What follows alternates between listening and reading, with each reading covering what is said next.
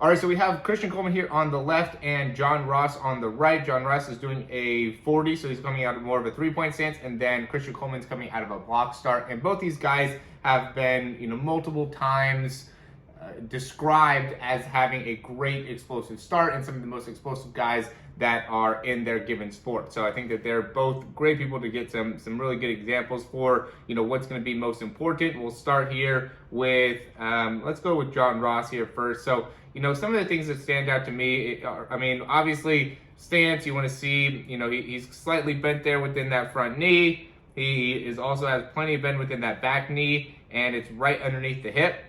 Big thing to me is watching that back foot initially kind of push down, and then also seeing as he comes up onto that front leg, how long he's able to keep that front foot down before he pushes off. So you can see how far out like his head is in front of his foot when he's pushing off. So he has a lot of range of motion within that big toe, which is critical to be able to get that last bit of extension right there that helps him in getting more of a horizontal push and helps him really explode out of that initial start.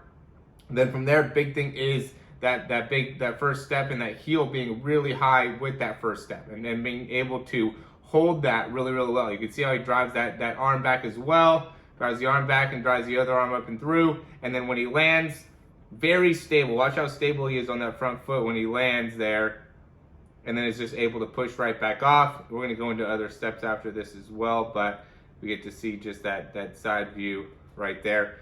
We'll go here now to Christian Coleman, and you can see here, and what's really unique, and you can't see this as good in the John Ross start, but when he goes and he pushes off, really utilizing the hips as he's going through and repositioning and reorganizing his spine. You can see the difference between where his spine goes in comparison to his partner here, where his partner stays a lot lower than him and is therefore not able to get near as much hips, right? And then you can also see how much more arms that Christian Coleman's able to get all the way through. So, similar in that he has a lot of his body weight too come forward, still hasn't pushed off all the way yet, right? Then right at the end, boom, now you can see that last little range, he gets that extension out, and that makes it so now it becomes much more of a horizontal action, right? And when you can see his partner, where he's going and he's pushing off, already right there, so he creates that same push off in like that moment right here, right? So we're looking here. This is when he's trying to create that push off, but so by the time he actually gets into extension, it's a little bit late. Or I guess the extension time, that where he really tries to push off is a little bit early. Where notice Christian Coleman, he holds it right to the very end. Now he gets that push off to really try to get that extension out. Where again, the guy here on the right, he's trying to extend right there, right? You can see how his body really tries to like push off right there, which is definitely different from, one side to the other. Again, notice that same type of biomechanic where the heel and foot is right underneath the hip. It's a critical thing. John Ross does that as well. He does a similar motion. Look, we're able to see. This isn't as good.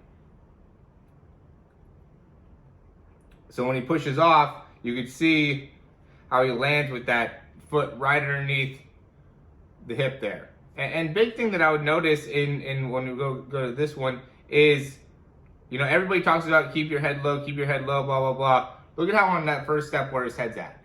It's really staying pretty high up overall, and that doesn't mean that he didn't stay low during his, first few steps. I think that he did, what's necessary in being able to get that spine all the way through. You can see how he drives back far with that arm, drives that opposite arm all the way up, right? The arm range is what's most important during when you're starting here. He's getting plenty of range on both sides and plenty of activation that really helps getting the legs going. So he lands there, and you can see how he kind of turns that heel in a little bit, right? Just some small things to be able to maybe help you out. But big thing is just going to be really understanding how to utilize those arms, really getting full arms, right? Waiting till the last minute, utilizing your range of motion within that toe to be able to really hold off that push, that horizontal push to the very last second that you possibly can, right? Landing with your foot and heel is facing as high up as possible and with the foot right underneath the hip. okay? And then just being able to maintain that position, having a lot of stability to be able to then get right back into the next step, right? And then the last thing that I would say is that you want to try to get your foot out in front of the hip, right? And then drive the foot back underneath. So have the ability to have that action of driving that foot back underneath. And those are going to be the key things that you need to be able to do to, you know, get a really explosive start. So I'd say watch this again too if you're kind of missing those points. But arm range is critical. You know, utilizing the hips is critical. Making sure that you're landing. Really, a lot has to do with the foot here, with the foot and ankle. I think that's like the biggest thing with the start, right? You have to have the right toe range of motion, you have to have the right foot and ankle stability, you have to have the right ankle range of motion, and being able to do that will set you up to be able to, you know, better utilize the hips, get better range of motion through the arms, and really necessitate everything else that you need within the start. But if you don't have the right range of motion within the toes, feet, ankles, then you're really not going to be able to have near as explosive of a start. So